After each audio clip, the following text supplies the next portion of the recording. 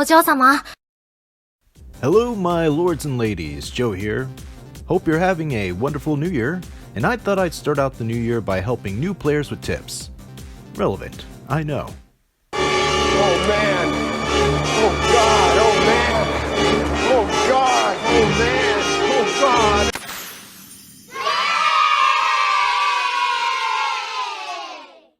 Now, I have my own set of tips, but I figured that wouldn't be good enough. So I went through a bunch of other videos and took what tips I thought were worth their salt. A lot of tips and advice I saw overlap with each other and with my own ideas, but I'll do my best to give credit where it is due, and all the videos will be in the description, so feel free to check them out. First tip comes from the good folks at the Fashionista, which is server research.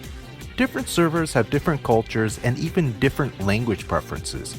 None of these are official, so it's up to you to do the research. Luckily for you, I made a video on this very subject. So, check it out if you want a quick rundown of the data centers and worlds. Next, keybinds. Now, this might seem rudimentary, but this goes beyond just assigning your hotbar keys.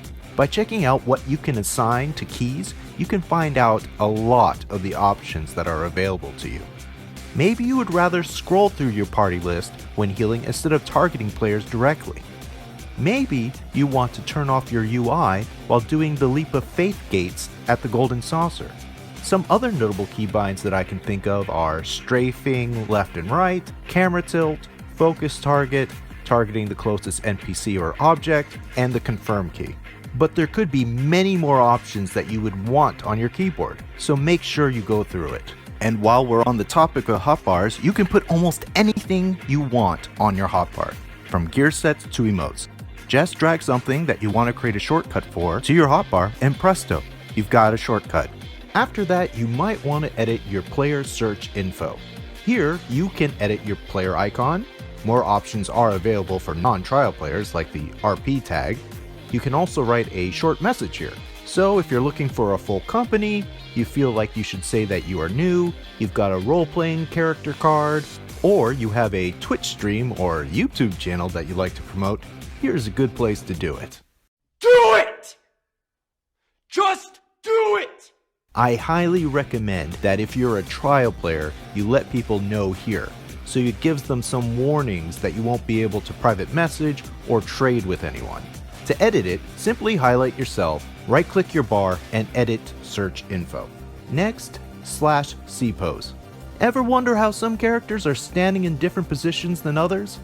Just type /cpose to cycle through the various positions your character can default to. Got your standing position? Good. Now draw your weapon and hit /cpose once. Now sit down and cycle through /cpose again to pick your sitting position. Now, sit in a chair and do it again. Once you get access to an inn, /doze on the bed, and then /cpose which sleeping position you prefer. Let's go into the character configuration. Much like the keybinds, I recommend that you go through this and really look at what options are available. But going into what I found useful, starting with the control settings. In the General tab, Jolson FF14 recommends that you use the Legacy type under character movement. I personally do not use it, but I've heard people recommend it so many times that it's definitely worth checking out. Next, under the Target tab, switch the target type to Conal. Trust me, unless you like targeting from left to right, Conal is way better. A newly added feature under the ground target system is to limit the ring movement to the targeting range. And while there are better solutions to ground targeting abilities, there's no harm in turning this on. Next, under the character tab, pretty much everyone recommends that you turn down the battle effect settings on party members. Final Fantasy is a very flashy game, and sometimes it flashes a little too brightly, especially when you go beyond a 4-man light party. Another thing many agree on is under the item settings, under inventory settings, change the inventory interface to open all. That way you can see your entire inventory under one tab. For the next tip, perhaps you've seen the Carbot video where he first shows up and the screen looks like this. Yeah, names everywhere and you can barely see. Well, to fix this, go to Display Name Settings, and under the Others tab, find the other PCs. I like to change the Display Name setting to When Targeted. Helps add to my immersion as well. Jolson turned me on to this tip. To turn off your recast timer error message, go to the log window settings. Under the general settings, you can turn it off. Due to how the gameplay works, you'll be spamming buttons to get the optimal casting times, so it's a nice little quality of life improvement. Next, moving into system configuration. Under sound settings, make sure that you enable the Play Sounds when window is not active option. Then turn on System Sounds. Sometimes, when you're waiting for long queues, you might want to tab out of game. Well, with this setting on, you'll hear the queue pop. You'll hear if someone messages you. You'll even hear when a golden saucer announcement occurs. Mom's Den and I both agree that while sometimes listening to mount music is fine, generally you want to turn it off. Many mounts have songs relating to what they are, so you may want to turn it back on once you get a trial mount with a song you really like. Okay, now that you've gotten the system stuff out of the way, time to go to your city aetheryte and attune. In fact, attune to every aetheryte in the city. Not only does attuning make it easier for you to traverse the cities, but also if you attune every city aetheryte, it makes it easier to leave the city. Make attuning to every crystal you come across second nature. They are the teleport points and the main mode of transportation. And, as the Fashionista reminded me, make sure that you set your home point at one of the major cities, the one you see yourself returning to the most. And Zeppla points out that you should always log out in a city or a settlement that has an aetheryte.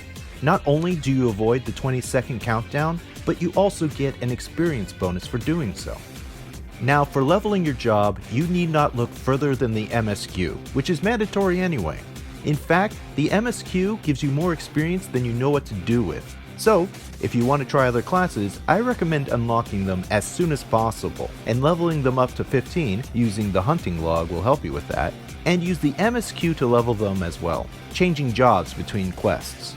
With one of my alts, I was able to get Bard, Monk, and Ninja up to level 50 by the end of A Realm Reborn, by only using the MSQ and the daily roulettes. Other quests you should keep an eye out for are the blue quests.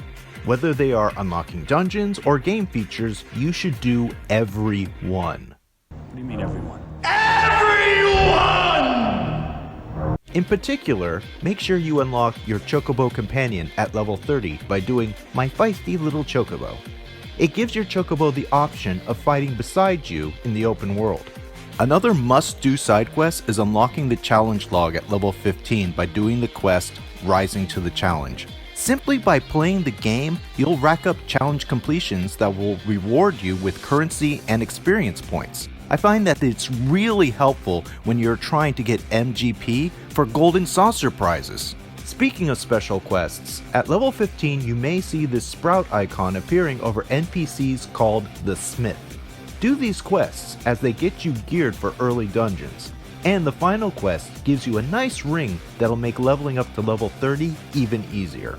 And while you're questing, if you accidentally double-click through a dialogue and you're worried you missed a juicy lore bit, Mom's Den pointed out that you can click the event tab under the chat window and get a transcript of what was said. Also, as you progress through the game, you may notice that you are fulfilling achievements. Well, for every achievement you get, I recommend reviewing it with your achievement journal. Some of these have titles, pets, glamour items, even mounts that you need to claim. And if you don't check them out right away, they could get lost in the sea of achievements there are in the game. Also, when you get achievements, you'll start to rack up these things called achievement certificates. To spend them, you need to go to Gridania and talk to Johannes, Master of Roles, where you can trade your points in for glamour items, minions, and even mounts. And if you're wondering what the Cassadir uniform voucher is for, you need to trade it to Alina in Mordana under Uncanny Knickknacks for some sexy black swimwear. If you're thinking of giving crafting a go, I would recommend waiting until you've unlocked your Grand Company. Then you will have access to the Grand Company delivery missions, making leveling your Disciple of Hand and Land classes much easier. You can even buy the items that you need. I've seen levels jump by 4 levels by turning in high quality items. You can only do them once a day per class, but it's still a huge boon. Once you've unlocked Glamour, make sure you use the Glamour Dresser and the Glamour Plates, and not try to glamour individual items. And if you need your Glamour preview to be a little bit larger, right-click the top of your window to open up the sizes. Next tip comes from TinyBlueGames. This is something we all eventually learn, but it's good knowledge to start out with. The snapshot system. You will see these AoE markers on the ground, usually in the color orange. This is what you want to avoid. When it disappears, the game takes a snapshot of anyone who is standing in it and damages them appropriately. So even though the attack appears to come after the marker, the only thing that matters is if you were standing in the marker or not. So feel free to move back into that area after it disappears. This is helpful for tanks not to move the mob around too much, or in the later game when you need to dodge multiple AoEs. TinyBlueGames reminded me that when you hit level 50, go to Mordona and speak to Oriana to get the best level 50 armor in the game, or to Alina under Ironworks gear to get the best level 50 weapon in the game. You'll be building up tombstones quite quickly, especially if you do the daily roulettes, so this will be a great place to spend them. And this is the case with every expansion. Once you hit what was the level cap for that expansion, there will be a city with an NPC who will trade you tombstones for the best gear of said cap. Okay, enough with the mechanics, time for some general advice. Read your tooltips. And I mean really read them. Read how much your weapon skills and abilities hurt, what additional effects they do, how they could hurt more, etc. On a similar note, I would recommend not reading guides on your classes. I would encourage you to figure out your optimal rotation. It feels like a puzzle to unlock, and when you figure out how to use your abilities to the fullest, it gives you a real sense of self-accomplishment. Only if you feel like you've hit a wall, or you want to compare your rotation to someone else's, would I recommend looking up a guide. And when you are practicing on a practice dummy and you want to stop, just right-click the enemy bar and reset striking dummy immediately. In fact, don't use dungeon guides either. Dungeons in Final Fantasy are not hard, with some notable exceptions. And the only thing watching guides do is ruin the majesty.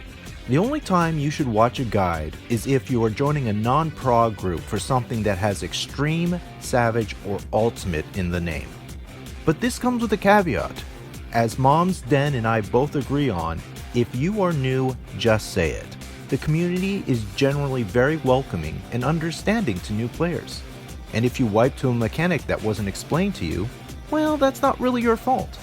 And it's very rare in Final Fantasy for there to be anything but good vibes while dungeoning, even if you wipe.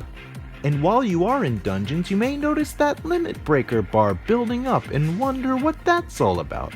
First, everyone should have their limit breaker on their hotbars somewhere. You think you don't need it until you do.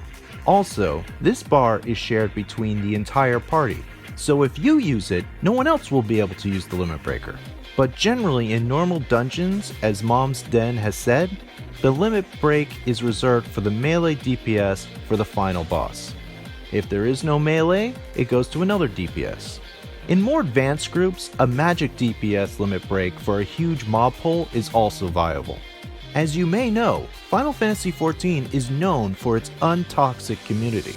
Well, that's enforced. Kind of.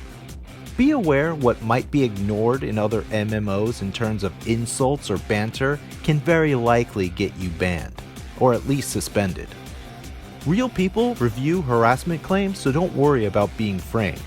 The most contentious area of this, as Mom's Den has pointed out, is the DPS meters. Basically, all add-ons are technically terms of service breaking, but as Yoshi P has stated, it is basically a don't ask, don't tell policy. So, if you start complaining about someone else's damage, that basically gives you away that you are using an add-on, and then they can report you for doing that. Now, if you're in a static and everyone's cool with each other, and you're sharing DPS stats, well, if no one reports it, then there will be no problem. So just be smart about it. And those are the definitive tips that I've gathered for beginners. Are you a beginner? Did any of these tips help? Do you have any questions? Give a comment below, and hopefully I or a vet could help you out. And to you vets, do you have any tips that could help beginners out?